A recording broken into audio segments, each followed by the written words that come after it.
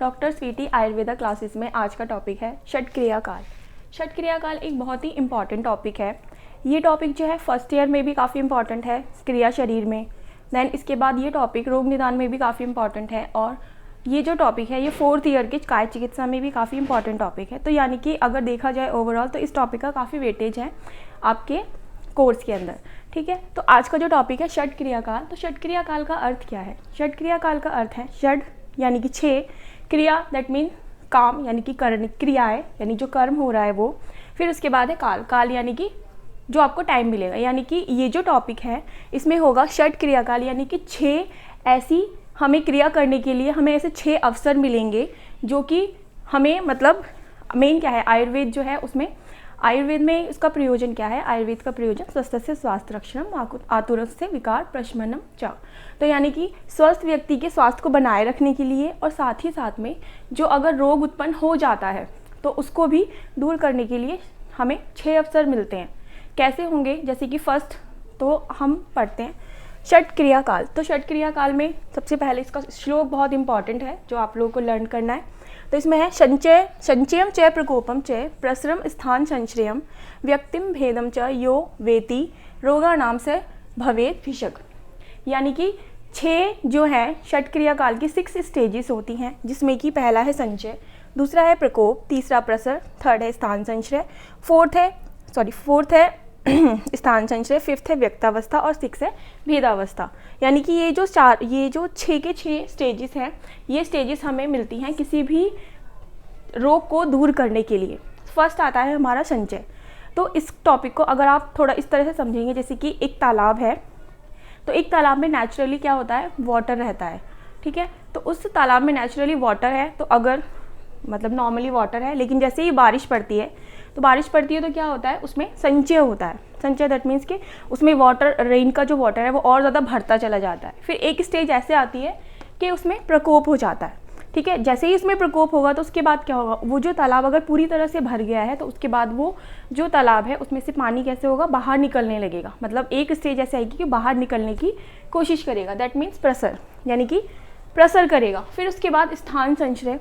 अब क्या होगा? जैसे तालाब से पानी निकल गया है तो बाकी तालाब से जैसे ही पानी निकला तो उसके आसपास में भी कुछ गड्ढे हो सकते हैं। यानी कि वहाँ पे वैसे कुछ और होना चाहिए लेकिन वो गड्ढे जो हैं उसमें जाकर वो पानी क्या हो जाए? रहने लगे।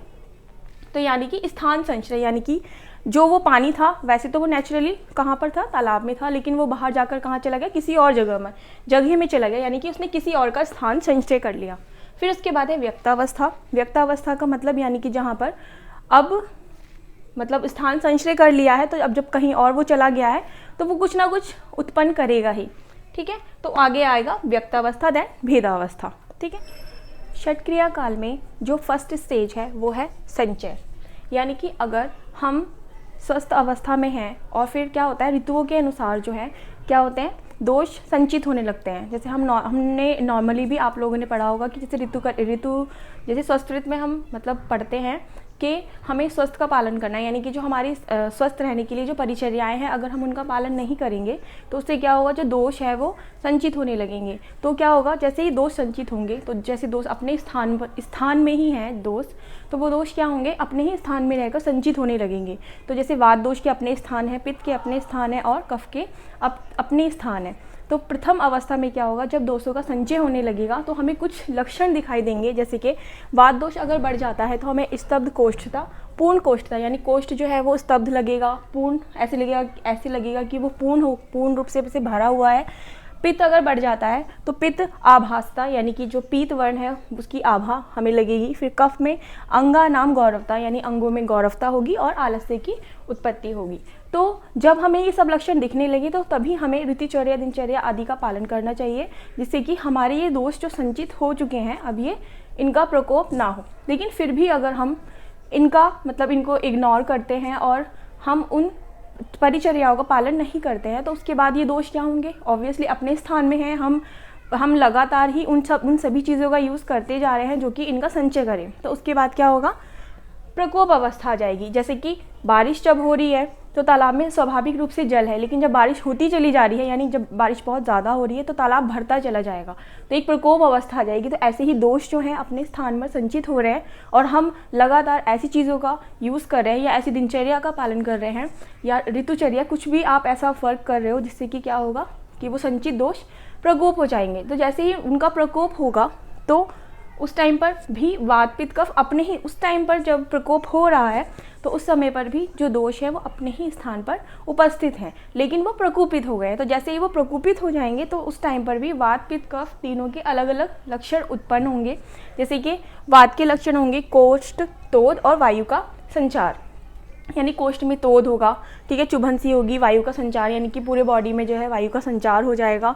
पित्त जो है, अगर पित्त बढ़ जाएगा, उसका प्रकोप हो गया है तो अम्लोदगार उत्पन्न होगा या फिर परिदाह। और भी लक्षण हो सकते हैं, लेकिन मेन आपको ये ज़रूरी याद रखने हैं, अम्लोदगार, परिदाह।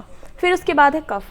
कफ अगर प्रकोपित हो गए हैं अपने स्थान में ही रहकर तो उसके बाद क्या होगा, अन्न द्वेष उत्पन्न होगा और हृदयोत्क्लेश, क्लेद उत्पन्न होगा, यानी कि अन्न से दोष मतलब अन्न खाने की इच्छा नहीं होगी और हृदय में क्लेद उत्पन्न हो जाएगा।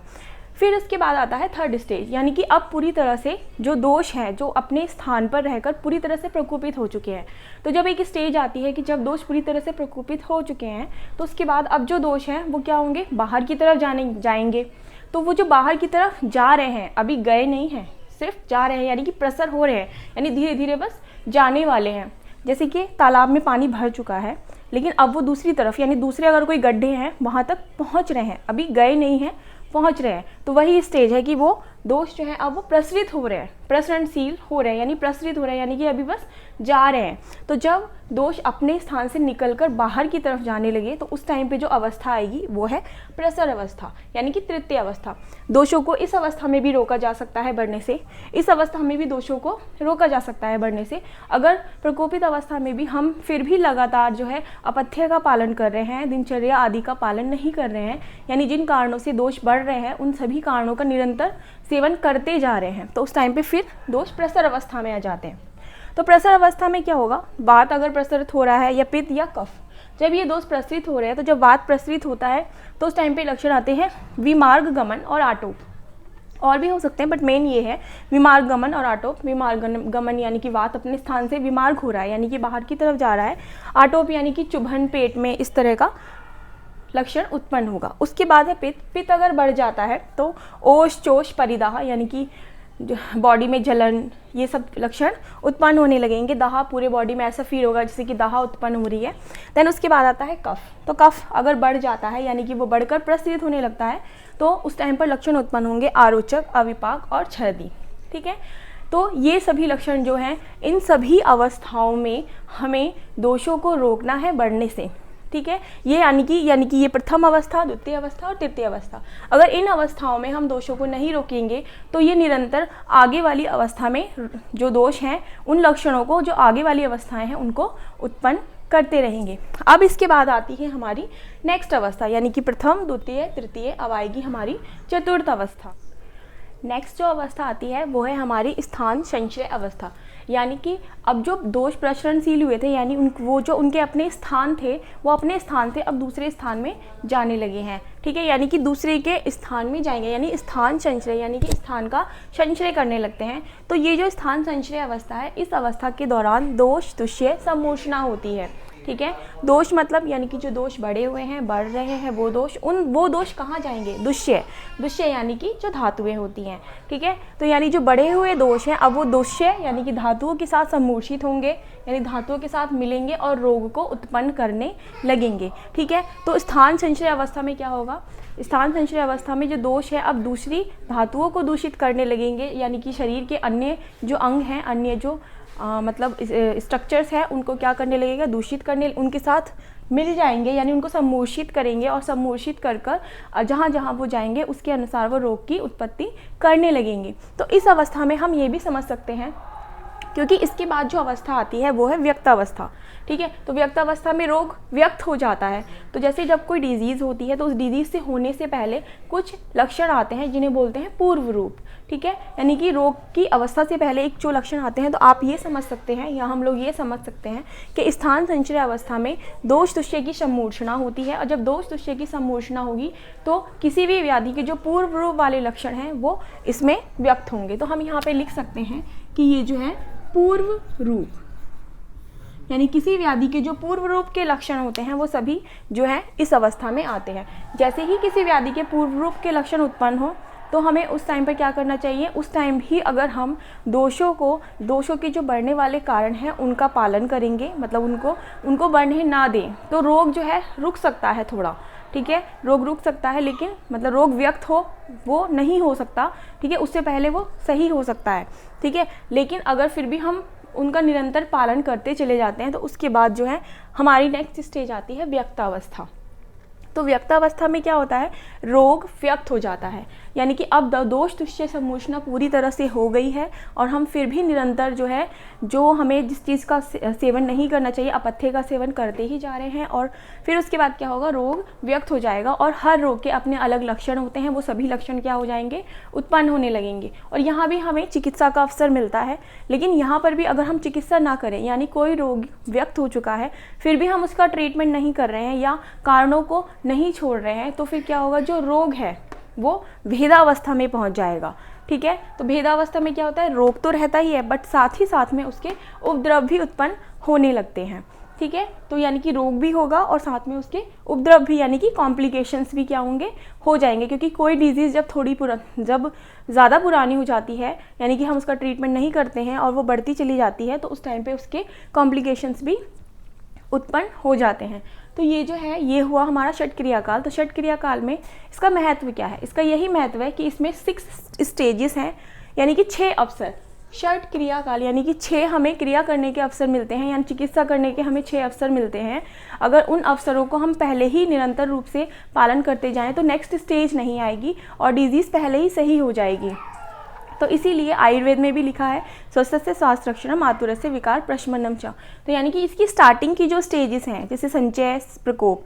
संचय और प्रकोप जब होता है तो उस टाइम पे जैसे कि हम ऋतुचर्या का पालन करें, दिनचर्या का पालन करें, संचय होने ही ना दे, दोषों का संचय ही ना होने दे, तो वो प्रकोपित नहीं होंगे। जब वो प्रकोपित नहीं होंगे तो हमें व्याधि आगे होगी ही नहीं, ठीक है। लेकिन फिर भी अगर हम करते चले जाते हैं तो हमें ये 6 स्टेजेस यानी 6 अवसर मिलते हैं चिकित्सा करने के लिए। तो इसीलिए हमें षट क्रिया काल जो है, मतलब हमें षट क्रिया काल के बारे में जो है पता होना चाहिए, किस स्टेज में क्या हो सकता है, किस स्टेज में हम किस तरह का ट्रीटमेंट कर सकते हैं।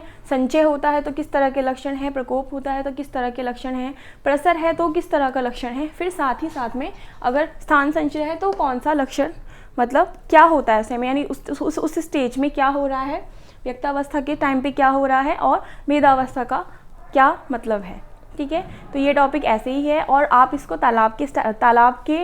तालाब में जो पानी भरता है, अगर उस ट्रिक से समझेंगे तो आपको बहुत आसानी होगी ये पढ़ने में टॉपिक को, और ये बहुत ही इंपॉर्टेंट टॉपिक है, तो इसको ध्यान से पढ़ें। और अगर कुछ भी जानना है आपको तो मुझे कमेंट करके बताएं, ठीक है। और मेरे चैनल को सब्सक्राइब करें, मेरे चैनल को लाइक, शेयर एंड सब्सक्राइब करें और बेल आइकन को दबाएं।